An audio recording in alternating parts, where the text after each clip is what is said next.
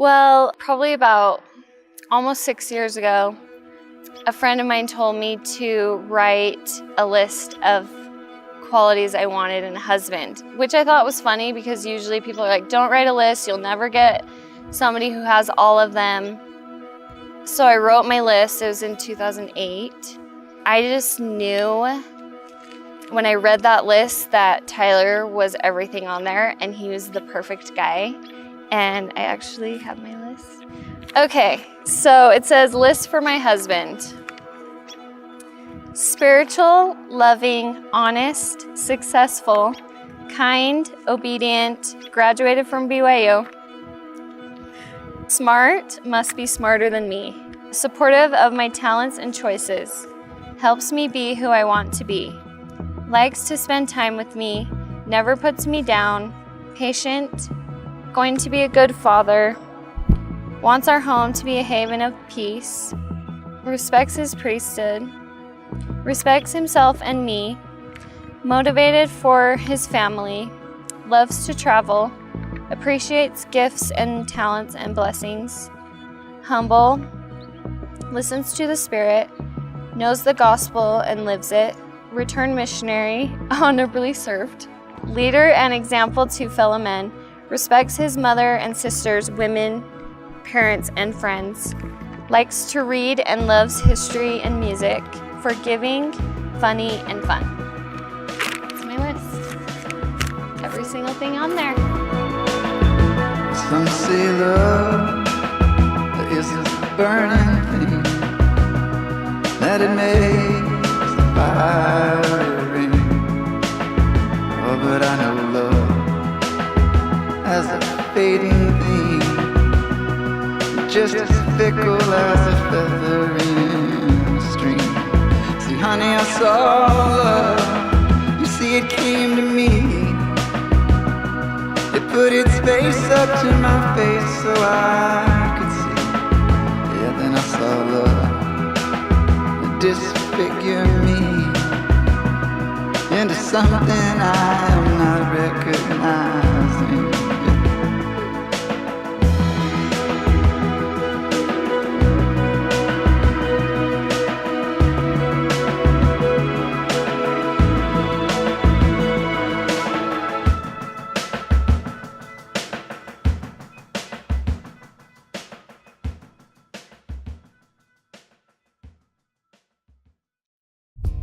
I met Kirsten 2 years ago. She was walking from Belmont over into Arlington along the street. I saw her and I was like, oh, that girl's really pretty. I was walking to my birthday party and across the street, this guy starts catcalling and yelling things and I was just like, whatever, Provo All-Star up in here. About 20 or 30 minutes later, I ended up at her house without knowing it, and it was her birthday party. And he came up to me and told me he was the guy that was catcalling me. And I just thought, oh, typical Provo guy. I, of course, worked my charm and got her number. I didn't really think much of it, but for him, it was love at first sight. And then I called her up, we chatted for a little bit, and then I took her out. He cooked this amazing steak, and I remember asking for more, which was not normal for me. And we went up to the mountains and we put glow-in-the-dark stuff all over golf balls and then hit it off the mountains. It was absolutely freezing, and me and Kim Taylor, my friend that was on the double, she and I were absolutely freezing. So we went and sat in the car. And then me and my buddy Garrett stayed out there and hit the rest of the balls off the mountain. We had a blast. I don't think they did, but we had a blast. And, you know, after I took her out, I just thought, you know, I'm really not feeling this. And not that awesome of a date, but it was a good dinner. 6 months later, ran into her again. And then I thought, you know what, I'm gonna give it a second shot. I'm gonna take her to lunch or something. She pretty much talked about other guys the whole time. And so I was like, well, I'm done with this. I was like, I'm not asking that girl out again. We actually became good friends because we were both hanging out with the same group. Then we were on the way up to a cabin and she was like, I think I'm ready to get married now. We were just talking because we were all good friends. He was in the car and I was driving. And we weren't dating at all at the time. And I called her out. He just laughed. He's like, yeah, right, Kirsten. When you change this and stop dating all these boys and all this stuff, then you'll be ready. And he just laughed, and everyone in the car laughed, and I was like, whoa, he just put me in my place. And then I think it was October or November of just last year. So I had known her for about 1.5 years up to this point. And He came up to me at a church event and gave me the ultimatum and just said, hey, Kirst, you and I, we flirt all the time. We have a great time with each other. I've never really given you a legitimate chance, and you really haven't given me a legitimate chance. So I was like, so this is what we're gonna do. you have 1 month to decide whether you want to go out with me or not, and I'll never ask you out again after that month. And then she laughed at me and I said, I'm being dead serious. And you and I both know you can't do much better than me. And so I was like, okay, whatever, like, you're funny. You know, I was like, okay, just 1 month, Kirsten, 1 month. A week later, he said, Kirsten, you have 3 weeks. And I remember saying, are you being serious or are you joking? In my head, I kind of was thinking about it. I was like, no, we're just friends. But every time I'd see her, I'd be like, I'd give her a countdown. I'd say, 3 weeks, Kirsten, 2 weeks.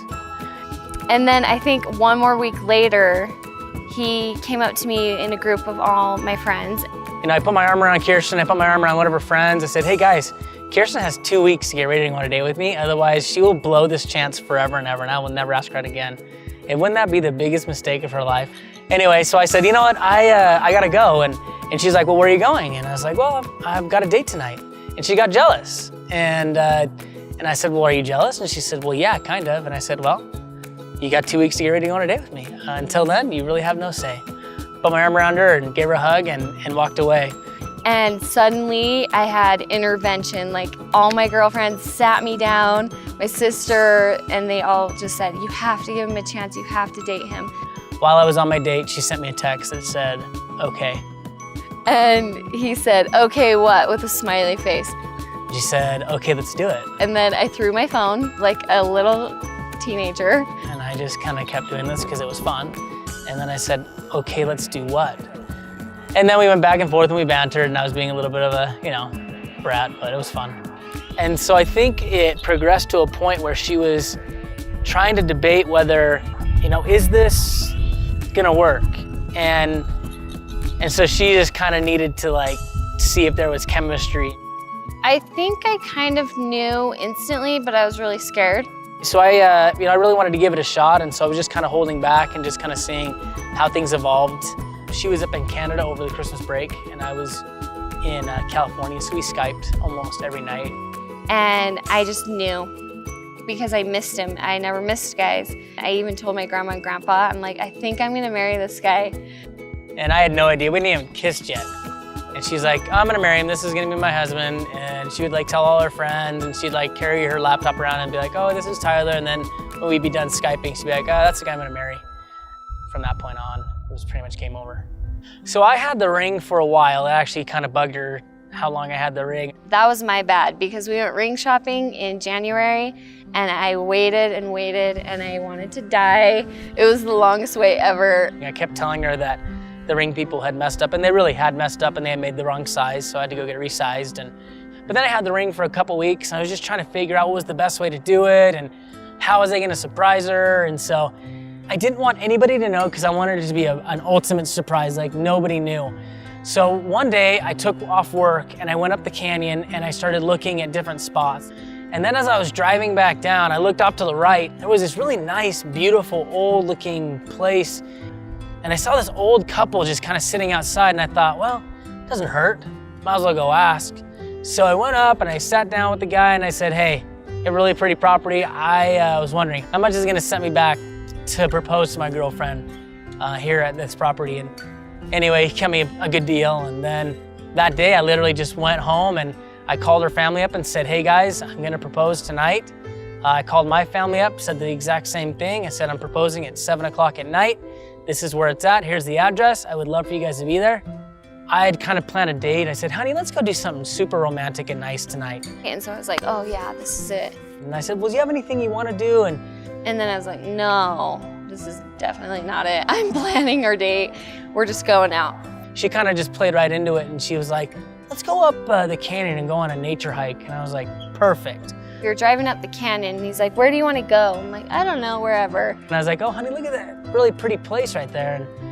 And she's like, oh, that's pretty. And I was like, oh, let's go check it out. She's like, no, I don't want to trespass, and I'm sure they're there and they're gonna see us. I was like, honey, it's not a big deal. We can just take a picture right outside the fence.